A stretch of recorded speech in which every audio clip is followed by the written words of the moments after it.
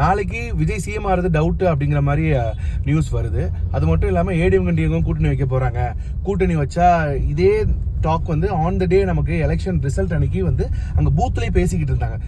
ADMK DMK கூட்டணி வச்சா அப்படி இருக்கணும். அதில் சில பேர் என்ன சொன்னாங்க, ஏடிஎம்கே டிஎம்கே கூட்டணி வச்சா ஒரு கட்சி அழிஞ்சே போயிடணும். ஆனால் இப்போ என்ன முடிவுக்கு வந்திருப்பாங்க அப்படின்னா, ஆல்ரெடி அழிஞ்சிட்டோம், நம்மளை தாண்டி ஒருத்தன் வந்துட்டான். அப்போ வந்துட்டாங்க, அப்போ ஆட்டோமேட்டிக்காக இவங்க ஏடிஎம்கே டிஎம்கே அப்படிங்கிற ஒரு கட்சி சேர்ந்து நம்ம ஒன்றாயிடலாம், பலமாயிடலாம். அதெல்லாம் சரிதான். ஆனால் இவங்க ரெண்டு பேரையும் ஒருத்தர் பார்த்தீங்கன்னா 59 தொகுதியும் இன்னொருத்தர் 47 தொகுதி வச்சிருக்காரு. கூட்டணிங்கன்னா 108 தான் வரும். ஆனால் கூட்டணி கட்சிகள்லாம் வச்சிருக்காங்க தான் ஆட்டோமேட்டிக்கா மெஜாரிட்டி வாங்க முடியும்.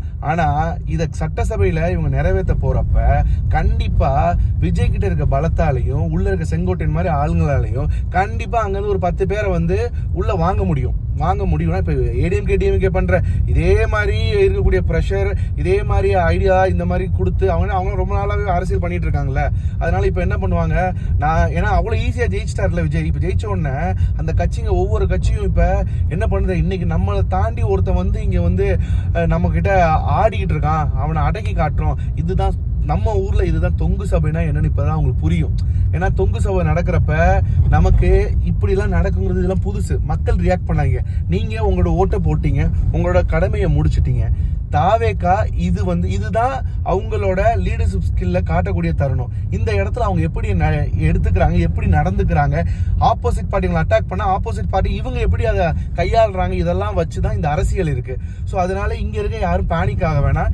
டிவிக்கே கண்டிப்பா ஆட்சி அமைக்கும். விஜய் முதல்வர் ஆகலாம். இல்ல விஜய் முதல்வர் ஆக முடியல அப்படின்னா மறுபடியும் மக்கள்கிட்டே வந்து நம்ம அரவிந்த் கெஜ்ரிவால் இதுல டெல்லியில பண்ணாரு பாத்தீங்களா, மறுபடியும் அகைன் ஒரு எலெக்ஷன், அந்த மாதிரி எலெக்ஷனை கூட்டு ஒரு 6 மாசம் நமக்கு ஆளுநர் ஆட்சி வந்த பிறகு கூட வச்சுக்கலாம். பட் இவ்வளோலாம் அங்கே சீனே கிடையாது. கண்டிப்பாக நடக்கவே நடக்காது. உள்ளுக்குள்ள கட்சிக்காரங்களுக்கு உள்ளுக்குள்ள 4 பேர் 5 பேருக்கு பெரிய அமைச்சரவையோட ஒரு ஆசை இருந்துச்சு. அவங்கள ஆசையை காமிச்சு கூட வர வச்சுக்கலாம் கடைசி நேரத்தில். ஸோ அதனால யாரும் எதுவும் பயப்படாதீங்க, பதட்ட வேணாம். கட்டாயம் ரொம்ப சிம்பிளா இந்த விஷயத்த நீட்டா ஹேண்டில் பண்ண அளவுக்கு அனுபவம் இருக்கக்கூடிய ஆளுங்கள் கண்டிப்பா விஜய் கூட இருக்காங்க. கண்டிப்பா பண்ணுவாங்க. ஸோ கண்டிப்பா விஜய் சிஎம் ஆறதை தடுக்க முடியாது. என்னதான் டிஎம்கே டிஎம்கே சேர்ந்துச்சுன்னா முடிவாயிரும்ல, ஒரு கட்சி அழியட்டும். அப்ப நம்ம மக்களுக்கு தெரியும் இது எப்படி வந்து இவங்க எல்லாம் நடந்துக்கிறாங்க அப்படிங்கிற ஒரு அரசியலமைப்பு மக்களுக்கு இன்னும் ரொம்ப கூடுதல் புரிதல் இருக்கும். இது நல்லதுதான், பார்க்கலாம் எப்படி இருக்குன்னு நம்ம பார்ப்போம்.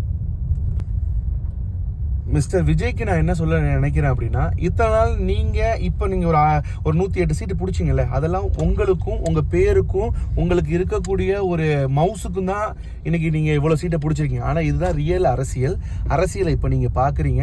இதை நீங்க எப்படி டேக்கிள் பண்றீங்க, எப்படி இதுக்குள்ள முடிவுகள் எடுக்கிறீங்கிறத எங்களை மாதிரி ஓட்டு போட்ட மக்கள் உங்களை ஆர்வமா பாக்குறோம்.